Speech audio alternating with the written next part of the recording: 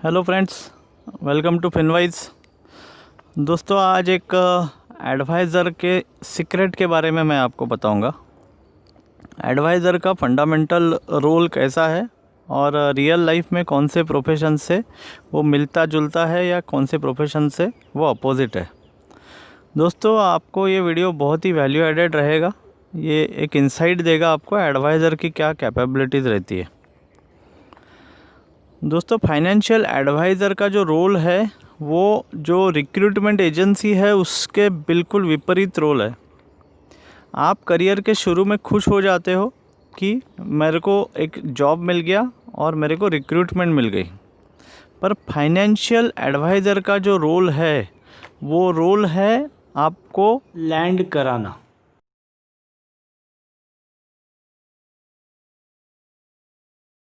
अपने जॉब में आ गए तो आप फ्लाई कर रहे हो, रिक्रूटमेंट एजेंसी के थ्रू फ्लाई कर रहे हो।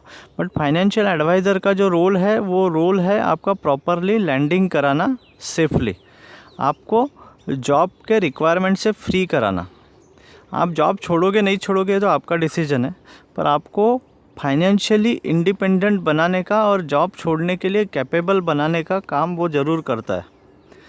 ये देखिए, रिटायरमेंट प्लानिंग की अगर बात करूँ मैं, तो रिटायरमेंट प्लानिंग कभी भी अकेला आदमी नहीं करता है।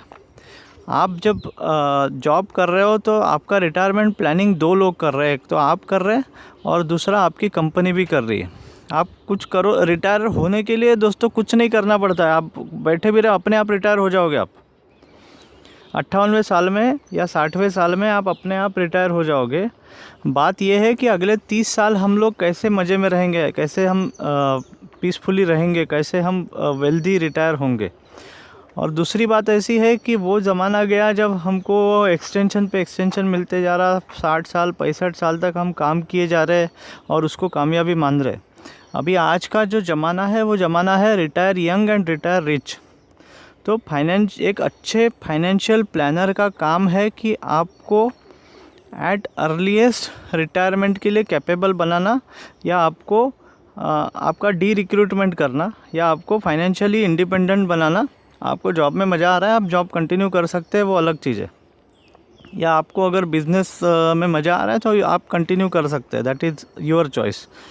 But his primary role is to put your job in standby और आपको इंडिपेंडेंट बनाना। तो ये इतनी अहम चीज़ है। ये 30 साल की विदाउट इनकम सर्वाइव करने की जो रिक्वायरमेंट है वो रिक्वायरमेंट को फुलफ़िल करने की चीज़ है।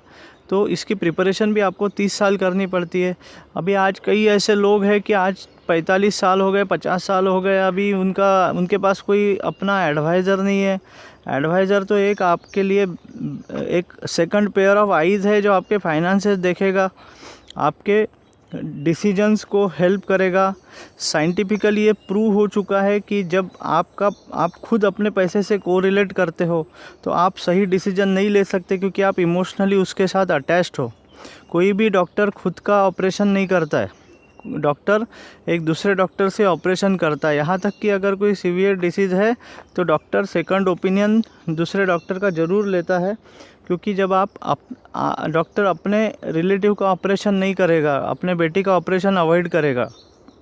क्योंकि जब आप रिलेट करते हो अपने पैसे से, जब आप कोई चीज़ से इमोशनली अटैच्ड होते हो, तो वो जो इमोशंस है वो इमोशंस आपके आउटकम पे इम्पैक्ट करती है।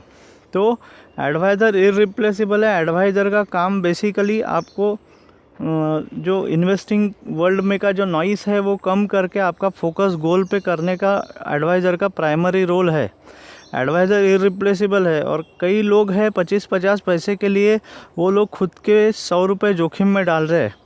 और एक गलती से आप अभी जो कोरोना समय में जो करेक्शन आया था तो उसमें कई लोगों के पोर्टफोलियो जिन्होंने गलत डिज़ाइन किए थे एलोकेशन का, जिसमें कंसिडरेशन नहीं था, वो 4-4 5-5 साल पीछे चले गए। तो ऐसे से तो 25 पैसा बचाना तो दूर, ये जो आप इंटरनेट पे कोई कैलकुलेशन दे देता है कि सस्ते फंड में आपके 25 लाख बच गए, 50 लाख बच गए, वो तो दूर, आपको रिटायरमेंट होना मुश्किल हो जाएगा।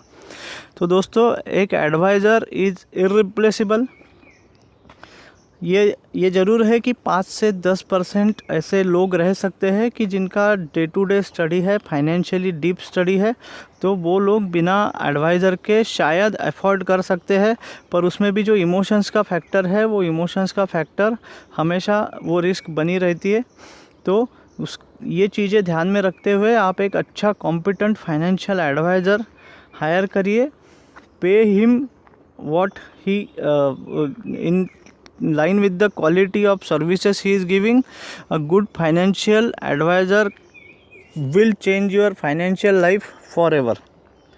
तो दोस्तों, मेरा सबसे बड़ा आज का इसेंस यही है कि आप एक फाइनेंशियल एडवाइज़र हायर करिए।